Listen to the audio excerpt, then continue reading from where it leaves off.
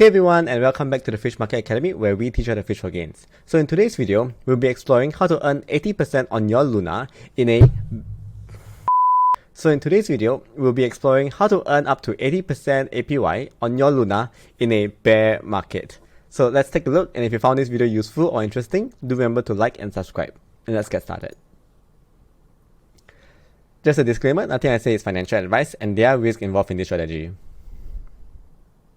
So what is Katana?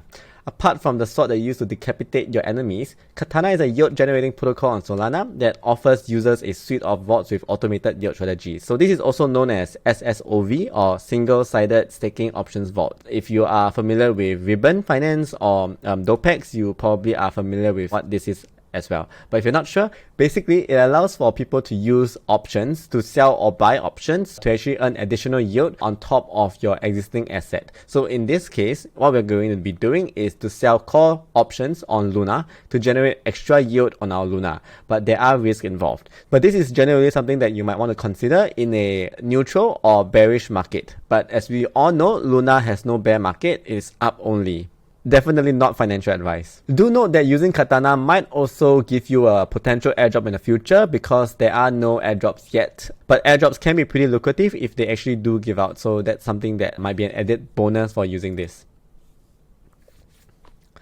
So there are a couple of different Katana Vaults. Although we mentioned about Rep Luna, there is also like Solana, there's also Bitcoin, Mango, ETH, and USDC as well. So there is the put selling, and then there is the call selling. So you notice all of these are selling, and if you are familiar with options, generally people that buy tend to lose money in the long run, and people that sell tend to make money in the long run. So this strategy allows you to be mainly selling or only able to sell options. So generally you should be making money in the long run as long as the vault manager know what they're doing. So when I say that they are run by a manager, I mean that the manager only decides the strike. The manager doesn't get access to any of your funds, so your funds are still fully secured and it's non-custody in this vault. So you don't have to worry about the vault manager running away with your funds. He's just there to decide on what is a reasonable strike price for the options to ensure that it generates you a decent reward while maintaining a decent amount of risk such that you never have to lose money on these vaults. But of course, it's not perfect. The crypto markets are volatile, and sometimes you can lose money in this strategy,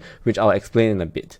But before I go into details, let's go through another protocol that is similar to Katana, known as Friktion. And this is also a very popular protocol with a lot of TVL, and they are both very safe to use, generally speaking.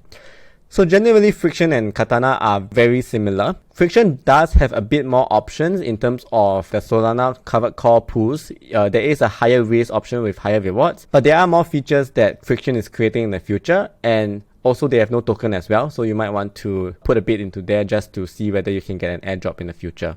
So some of the new features that Friktion is creating are strategies that include volatility yield as well as custom hedge for impermanent loss. So I'm not very familiar with what these are, so I'll take a look when they are out. But you can compare the yield between the two vaults, between Friktion and Katana, before you decide, because they are variable, they vary. So you might want to see which one you think is more suitable for your risk tolerance as well as risk reward.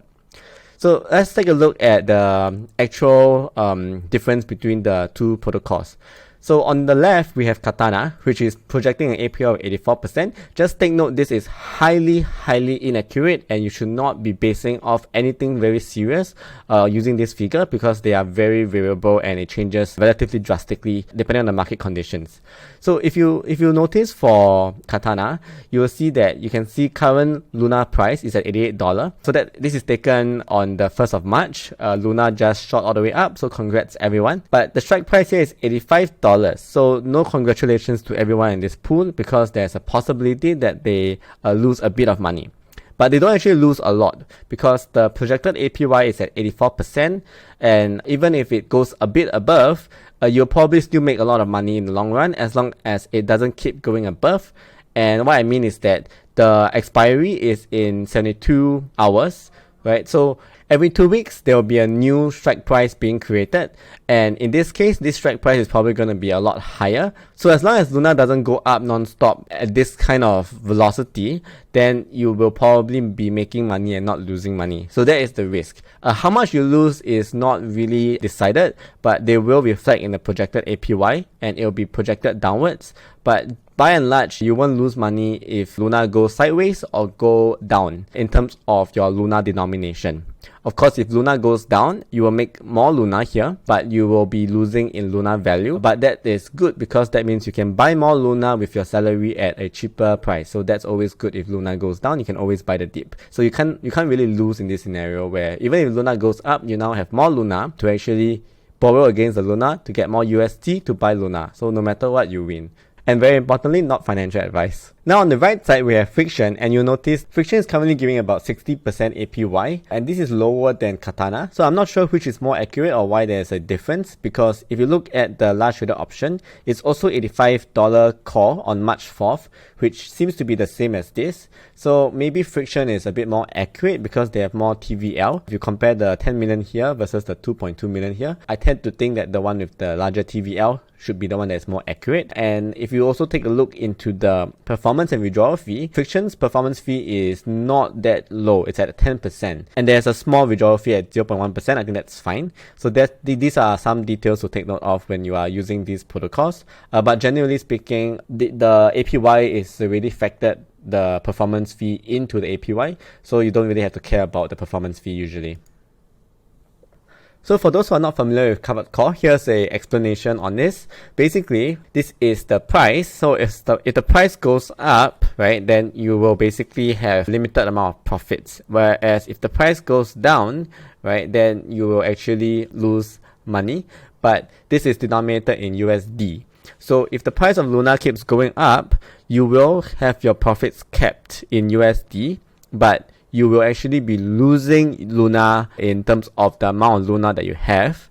But whereas if the price of Luna goes down and it's not in your strike price or it's below your strike price, then you'll actually gain the Luna based on the premium that they state, but you will be losing your USD denomination in terms of value.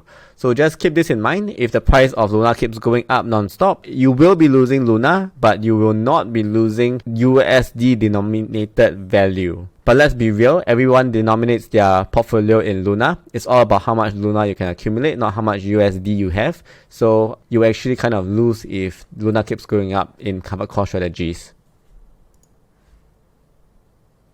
So here's a quick demonstration. If you don't have Luna on your Solana ecosystem, you need to bridge over from Terra ecosystem first. So you go to portalbridge.com and move your Luna from Terra to Solana. Do note that there is potential bridging risk. Your Luna that is on Solana is wormhole Solana, and it could have an exploit and you can lose all of your Luna. Once you have your Luna, you can go over to Katana or Friktion, and then you can just click on deposit, and they will tell you some of the information such as the vault capacity. So if it's full, you can't deposit anymore, and just double check the risk. So do note that it is extremely rare for Luna to go into the strike price, and the current Luna price now is $93. So this exceedingly rare event has occurred. So that's something to take note of. And for Friktion, it's the same thing. You can see it over here, and you can deposit your Luna in here as well. Alright, so in conclusion, a covered call strategy involves generating passive yield from your call options that you sell on an asset that you already own, such as Luna. And it's important to note that this strategy doesn't really have leverage or liquidation risk, but you may incur a loss if the price of Luna goes above the strike price at the time of expiry, which happens from time to time, but generally the vault manager will ensure that they choose a strike price where this happens not very commonly. But at the end of the day, do your own research and invest with caution. And if you found this video useful, do remember to like and subscribe, and I'll see you guys again soon. Bye! Baby fish, baby fish,